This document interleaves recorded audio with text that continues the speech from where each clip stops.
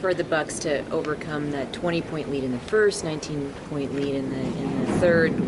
Where can they learn there in terms of their response level? I mean, you're seeing teams just crawl into our chins.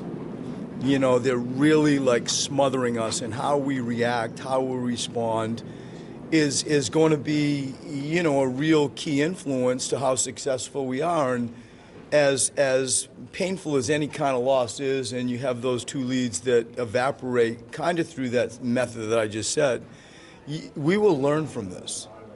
You know, they have playoff experience and playoff athleticism, and they crawled into us.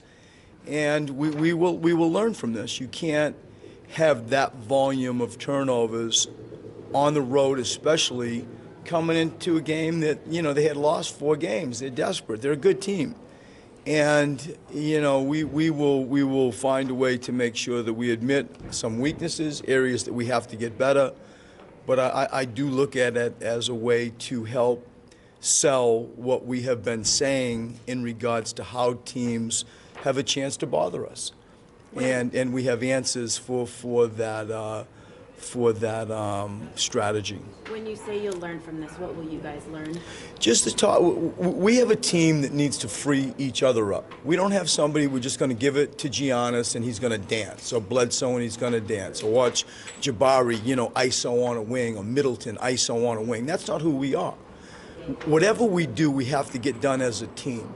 We have to have violent cuts, we have to have adult screens, and we have to cut to mean it. Joel's the only real, like, let's give it to Joel and let him go to work type of guy. Other than that, that's not who we are. And so you need body movement and team movement. That's why we lead the NBA in passes. We were second in assist percentages. Somebody told me today Ben Simmons passes more than any player in the NBA. And the pass is king. And so if you allow people to crawl into you with, you know, no punishment, you know, they can create that type of pressure and 26 turnovers. And it's the same way with our defense. You know, you're not just going to roll out 5 stoppers. That's not who we are. We need team defense. We need team accountability. Everything is team with us. And that's where we've been good. We really have a close-knit group.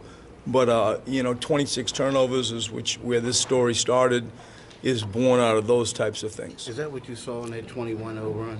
Yeah. You're digging into Yeah, I mean, we were in the bonus with 11 minutes left. And, you know, trying to maybe overdose Post and Joel. You know, they turned him over. We kind of slowed down.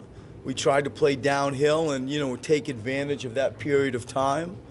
But, you know, it was to no sort of benefit because of the 9 turnovers in the third period.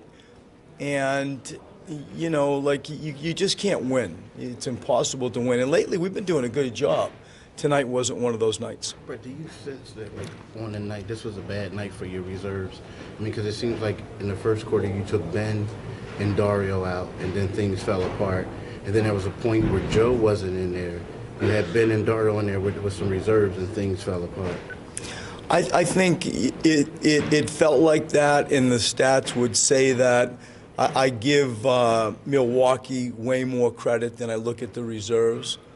I think that if we're all, you know, sort of fair and reasonable, you look at this game and, like, they're desperate. They lost 4 in a row, and they're a good team, and we needed to fight for 48 minutes, and we couldn't.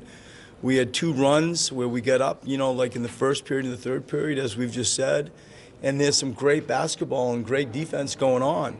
And then, you know, you blink and you get hit in the mouth, and they take off. They take off with thoroughbreds, and they punished us. And Giannis was great. I thought that Jabari came in and really, you know, we didn't have many answers for him.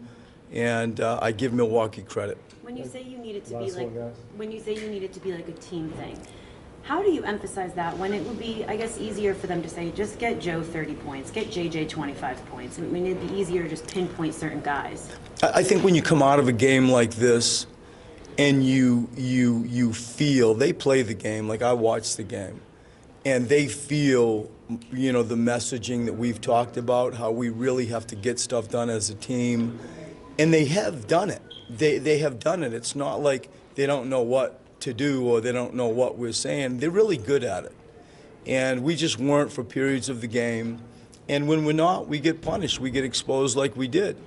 And I think our group has been fantastic playing together. Team offense, team defense. We're doing really good things. But tonight, like, you didn't do it for, 5-6 minute stretches, you get hurt. You get hurt. And you take away that third period, and we can have a maybe more normal discussion, but that's not the way our sport works. You got to play 4 periods. That third period we did not, and they took that momentum and ran with it.